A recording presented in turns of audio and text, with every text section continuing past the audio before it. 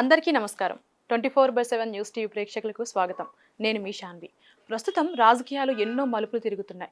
అసలు ఎవరు ఉంటున్నారు పదవిలో, ఎవరు దిగిపోతున్నారు పదవి నుంచి అనేది మనకెవరికీ తెలియట్లేదు. రీసెంట్‌గా ఇదే కోణంలో మన మోదీ గారు రిటైర్మెంట్ అంటూ కూడా మనకి చాలా కథనాలు వినిపిస్తున్నాయి. మరి ఆయన జాతకంలో ఏముంది అనేది మనం తెలుసుకునే ప్రయత్నం చేద్దాం. మనతో పాటు ప్రముఖ జ్యోతిష్య శాస్త్ర నిపుణులు చంద్రశేఖర్ శర్మ గారు ఉన్నారు. ఆయనతో మాట్లాడదాం. నమస్తే గురుగారు. నమస్కారం అమ్మా. ఎలా ఉన్నారు గురుగారు? బాగున్నామమ్మా. గురుగారు, ఇప్పుడు నేను చెప్పినట్టు రీసెంట్‌గా మోదీ గారు పదవీ విరమణ చేయబోతున్నారంటూ, అలాగే రిటైర్మెంట్ అవ్వబోతున్నారంటూ కూడా మనకి వార్తలు వినిపిస్తున్నాయి. సో అది ఎంతవరకు నిజమంటారు? అంటే ఆయన జాతకం ప్రకారం, అంటే నేను మన క్రోమ్ నుంచి ఆన్‌లైన్ నుంచి కొన్ని ఆయన డేట్ ఆఫ్ బర్త్ గాని ఇట్లా దాని ప్రకారం నేను తీశాను, నక్షత్రం గాని రాశి గాని. సో దాని ప్రకారం మీరు చెప్పండి గురుగారు. మన భారతదేశ యొక్క ప్రస్తుత ప్రధానమంత్రి నరేంద్ర మోడీ గారి డేట్ ఆఫ్ బర్త్ ఎంతమ్మా? డేట్ ఆఫ్ బర్త్ వచ్చేసి గురుగారు సెప్టెంబర్, ఆయన డేట్ ఆఫ్ బర్త్ వచ్చేసి సెప్టెంబర్ 17, 1950 గురుగారు. అంటే ఒకటమ్మా, ఇప్పుడు భారతీయ జనతా పార్టీ ఏదైతే ఉందో బీజేపీ, తర్వాత ఆర్ఎస్ఎస్ సిద్ధాంతాల ప్రకారంగా, ఎందుకంటే వీరికి ఒక క్రమశిక్షణతో కూడుకున్నటువంటి పార్టీ అయితే వీరికి ఒక నియమం ఏమిటంటే 75 సంవత్సరాలు క్రాస్ అయితే వీళ్లకు స్వచ్ఛందంగా పదవీ విరమణ చేయాలి వాళ్ళే అనే ఒక రూల్ ఉన్నట్టు మనకు వార్తలు వస్తూ ఉన్నాయి. అయితే మన నరేంద్ర మోడీ గారి నక్షత్రం చూస్తే అనురాధ నక్షత్రం, వృశ్చిక రాశి. అయితే వీరికి ఈ సంవత్సరము మనము సహజంగా చూసినప్పుడు వీరికి ఇప్పుడు మనము ఉచ్చస్థితిలో గ్రహాలు ఉండడంతో ఇన్ని సంవత్సరాలు వారు మన భారతదేశ ప్రధానమంత్రిగా ఒక వెలిగారు. తర్వాత ఎన్నో మార్పులు కూడా తీసుకొచ్చారు. ఇప్పుడు ముఖ్యంగా నిన్న వక్స్ బోర్డు ఏదైతే ఉందో అది చాలామంది ఎదురు చూస్తున్నటువంటి విషయం. తర్వాత అయోధ్య రామాలయం కూడా చాలా గొప్ప విషయం. తర్వాత జ్ఞానవాపి కూడా అతి త్వరలో అది కాశీ విశ్వేశ్వర క్షేత్రంగా మారబోతున్నది. తర్వాత కృష్ణుడి జన్మస్థలమైనటువంటి అది కూడా మారబోతూ ఉంది, ద్వారక. అదే విధంగా ముఖ్యంగా భారతీయ సనాతన సంప్రదాయాన్ని కాపాడినటువంటి ఒక మహనీయుడుగా మనం మోడీ గారిని చెప్పుకోవచ్చు. అయితే ఒకవేళ వాళ్ళ యొక్క సిద్ధాంతాల ప్రకారంగా సెప్టెంబర్ 17కే వారికి 75 సంవత్సరాలు నిండుతాయి. 1950 సంవత్సరం చూసినప్పుడు అట్లా నిండినప్పుడు మాత్రం వారు పదవీ విరమణ చేస్తే, ఎందుకంటే వారికి గురుబలాన్ని చూసినప్పుడు మే 15 దాకా వృశ్చిక రాశి వారికి 7వ స్థానంలో గురువు ఉన్నాడు. తర్వాత 8వ స్థానానికి గురువు వచ్చాడు. తర్వాత ఒక 3 మాసాల తర్వాత 9వ స్థానానికి వస్తాడు. అంటే ఇక్కడ చూస్తూ ఉన్నప్పుడు మనకు అనురాధ నక్షత్ర జాతకులకు ముఖ్యంగా శని కూడా అర్ధాష్టమం నుంచి పంచమ స్థానంకు వచ్చాడు. అయితే వీరికి జాతక ప్రకారంగా బాగానే ఉంది, కానీ వాళ్ళు పాటిస్తున్నటువంటి పద్ధతి, వాళ్ళు పెట్టుకున్నటువంటి లక్ష్యాలు ఏవైతే ఉన్నాయో వాళ్ళ సిద్ధాంతాల ప్రకారంగా మాత్రం ఒకవేళ మారే అవకాశాలు సెప్టెంబరు నాటికి కొంత అవకాశం ఉన్నట్టు మనకు తెలుస్తూ ఉంది. అది అంటే అలాగే ఆయన ఒకవేళ రిటైర్మెంట్ అయితే అంటే వేరే వాళ్ళు వస్తారు ఆ పదవిలోకి అంటూ కొంతమంది పేర్లు అయితే కీలకంగా వినిపిస్తున్నాయి గురుగారు. వాళ్ళ పేర్లు అలాగే వాళ్ళ రాశి నక్షత్రం నా దగ్గర ఉన్నాయి. నేను ఒక్కొక్కరిది చెప్తాను. అంటే ఇవి కూడా పర్ఫెక్ట్ అని చెప్పలేము. అంటే మనకి క్రోమ్ లో దొరికిన దాన్ని బట్టి, మనకున్న డేటా బట్టి నేను చెప్తున్నాను గురుగారు. ముందుగా సంజయ్ రౌత్ గారు గురుగారు, ఆయన వచ్చేసి ధనిష్ట నక్షత్రం, మకర రాశి. ఓకే అమ్మా. వారిది ఎప్పుడు పుట్టినది? 1961 నవంబర్ 15 గురుగారు. ఒక రకంగా చూస్తే సంజయ్ రౌత్ గారికి మకర రాశి ప్రకారంగా చూసినప్పుడు నక్షత్రం ధనిష్ట నక్షత్రం. వీరికి మరి 5వ స్థానంలో గురువు ఎప్పటి నుంచి అంటే మే 15 నుండి 5వ స్థానంకు వస్తున్నాడు. అంటే వీరికి కొంత అవకాశాలు కనిపిస్తున్నాయి అవడానికి. ఎందుకంటే మే 15వ తేదీ నుండి వీరు అక్టోబర్ 18 దాకా వీరికి గురుబలం కనబడుతూ ఉంది. కాబట్టి మళ్ళా తర్వాత కొంత గురుబలం అనేది తగ్గుతూ ఉంటుంది. అయితే గత 2 సంవత్సరాల కంటే మకర రాశి జాతకులకు చూసినప్పుడు వీరికి ఇంకోటి ఏంటంటే 3వ స్థానం శని భగవానుడు ఉన్నాడు. శని గురువు రెండిటి యొక్క బలం మాత్రం ఉంది. కాబట్టి వీరికి కొంత అవకాశాలు మనకు కనబడుతున్నాయి. అయితే వారు పుట్టినటువంటి తేదీ, సమయము, లగ్న కుండలు వేస్తే ఒకవేళ వారికి గ్రహస్థితి ఉచ్చస్థితి ఉందా అనేది మనం చూస్తే ఇంకా పూర్తిగా చెప్పవచ్చు. ఓకే గురుగారు. ఆ తర్వాత ఆదిత్యనాథ్ యోగి గారు గురుగారు, ఈయన వచ్చేసి కుంభరాశి, పూర్వభద్ర నక్షత్రం. మరి ఈయన జననం వచ్చేసి 1972 జూన్ 5న పుట్టారు గురుగారు. వీరు పూర్వభద్ర నక్షత్రంలో జన్మించినటువంటి ప్రస్తుత ఉత్తరప్రదేశ్ యొక్క యూపీ ముఖ్యమంత్రి. ఈయన చేసినటువంటి పనులు కూడా చాలా గొప్పగా ఉన్నాయి. ఎక్కడైతే మనకు మొన్ననే రీసెంట్గా జరిగినటువంటి ప్రయాగ కుంభమేళ కొన్ని లక్షల మందిని సక్సెస్ చేయడం, చాలా ఘనంగా జరపడం అనేది ఆయన జీవితంలో ఒక విజయ ఘట్టం.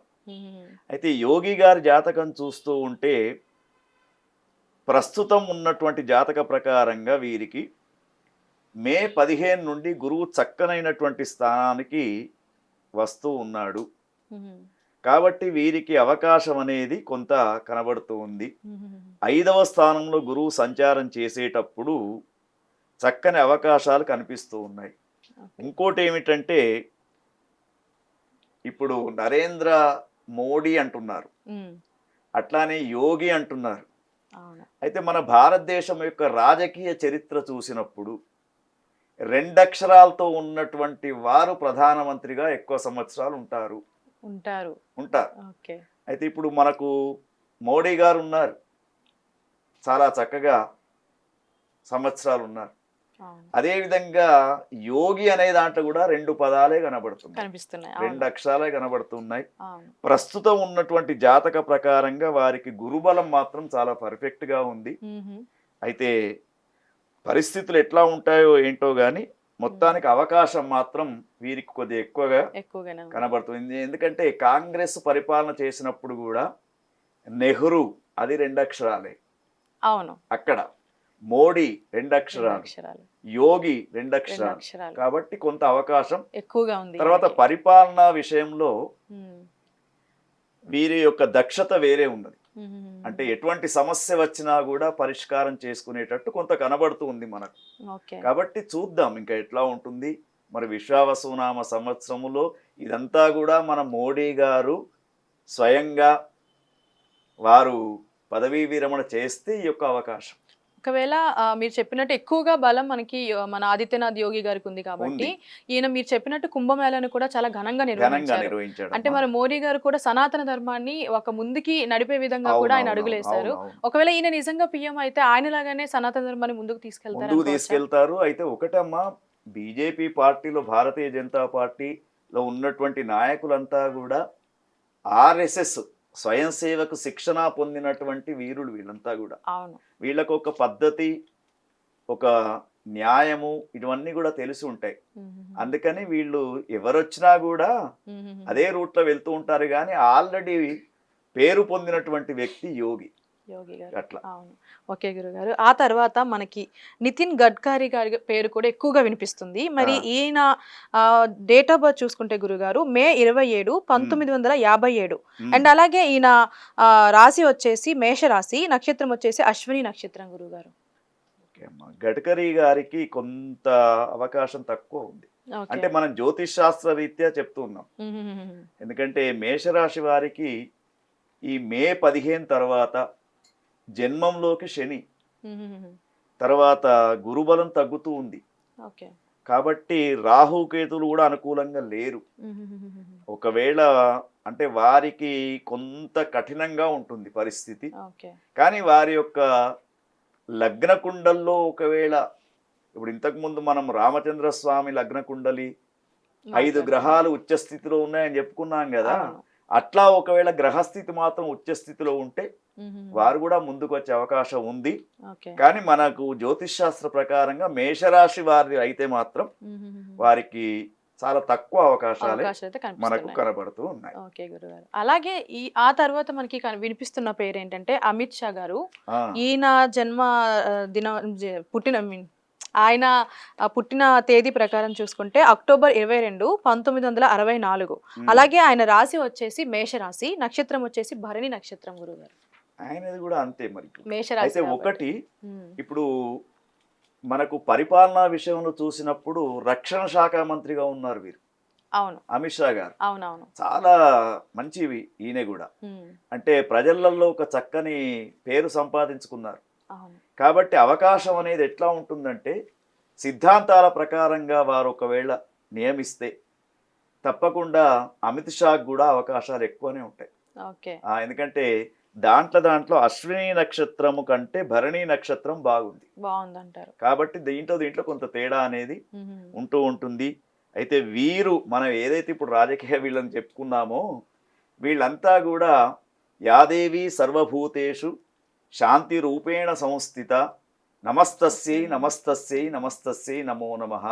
జగన్మాత అయినటువంటి అమ్మవారి యొక్క ఆరాధనను ఉమ్. తప్పకుండా చెయ్యాలి. తర్వాత మోడీ గారు స్వయంగా పోతే తప్ప ఈ యొక్క అవకాశాలు తప్ప ఉమ్. వాళ్ళ సిద్ధాంతాలలో ఏదైనా మార్పు వస్తే మాత్రం మరల మోడీ గారే ఉంటారు. ఉంటారు. వారు చక్కని పరిపాలన అందించడానికి కూడా మనకు అవకాశం కనబడుతూ ఉంది. ఎందుకంటే రాజకీయ పరిస్థితులు చూసినప్పుడు భారతదేశం ప్రపంచ దేశాలలో ఉమ్. అన్ని రంగాలలో ముందంజ ఉందంటే దానికి ఇప్పుడు ఉన్నటువంటి ప్రధానమంత్రి గారే కారణం అని మనం చక్కగా చెప్పుకోవచ్చు. అవును గురుగారు, మీరు చెప్పినట్టు ఒకవేళ మోదీ గారు నిజంగానే రిటైర్మెంట్ తీసుకుంటే నేను చెప్పిన 4 పేర్లలో సంజయ్ రౌత్ గారు అండ్ అలాగే అమిత్ షా గారు, ఇంకొకరు ఆదిత్యనాథ్ యోగి గారు, వీళ్ళ ముగ్గురు అవకాశం ఉందంటున్నారు. ఒకవేళ రిటైర్మెంట్ అయితే, ఒకవేళ లేని ఎడల నరేంద్ర మోడీ గారు ఉంటారు కాబట్టి ప్రాబ్లం లేదు. ప్రాబ్లం ఏమి ఉండదు అక్కడ. సో ఒకవేళ వీళ్ళు కూడా నరేంద్ర మోడీ గారు లాగానే పరిపాలన చేయాలి, ఒకవేళ పిఎం పదవిలోకి వస్తే మాత్రం ఖచ్చితంగా గురుగారు చాలా చక్కగా చెప్పారు. ఎందుకంటే దేశ పరిపాలన అనేది చాలా ముఖ్యమమ్మా. అవును. ముఖ్యంగా మనకి ఇప్పుడు భారతదేశంలో ఉన్నటువంటి సమస్య ఏమిటంటే ఈ విశ్వావసునామ సంవత్సరంలో షడ్గ్రహ కూటమితోటి చాలా ఇబ్బందులు వస్తాయి. అవును. ప్రపంచ దేశాలతోటి కొన్ని దేశాలకు అల్లర్లు అవుతాయి. కాబట్టి మత విద్వేషాలు కూడా రెచ్చగొట్టడం జరుగుతూ ఉంటుంది. దానితో పాటు మనకు ఈ కొన్ని ప్రకృతిపరమైనటువంటి వైపరీత్యాలు, అవును, ఇటువంటి సమయాలలో దేశాన్ని ముందుకు నడిపే నాయకులే మనకు అవసరం. అవును. గతంలో మీరు చెప్పినట్టు కూడా చాలా వరకు నిజమయ్యాయని చెప్పొచ్చు గురుగారు. ఏదైతే మనం ఉగాది రోజు మాట్లాడుకున్నామో భూకంపాలు వస్తాయి అని, అగ్ని ప్రమాదం అని, చాలా వరకు అక్కడక్కడ మనం చూస్తూనే ఉన్నాం ఇలాంటివి. సో మరి మీరు చెప్పినట్టు ఎవరైతారు అనేది ఖచ్చితంగా చూడాలి. చూద్దామమ్మా, మనమంతా కూడా అందరి క్షేమాన్ని కోరుకునేవారు. మన 24/7 ఛానల్ అంటేనే అందరి క్షేమాన్ని, అన్ని విషయాలు ప్రజలకు అందించడానికే మనము చూపిస్తూ ఉన్నాం తప్ప ఒకరిపైన ప్రేమ ఒకరిపైన ద్వేషం అనేది మన ఛానల్కి ఎక్కడ కూడా లేదు. ధన్యవాదాలు గురుగారు. మంచిదమ్మా, శుభం.